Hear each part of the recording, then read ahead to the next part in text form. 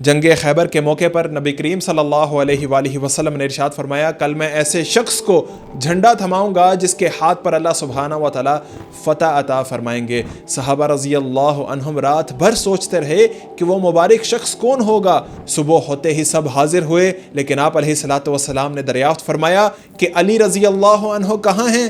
عرض کیا گیا کہ ان کی آنکھ میں درد ہے۔ آپ علیہ الصلوۃ والسلام نے فرمایا کہ انہیں بلوایا جائے۔ آپ علیہ الصلوۃ والسلام نے اپنا لواب مبارک حضرت علی رضی اللہ عنہ کی آنکھ میں ڈالا اور دعا کی۔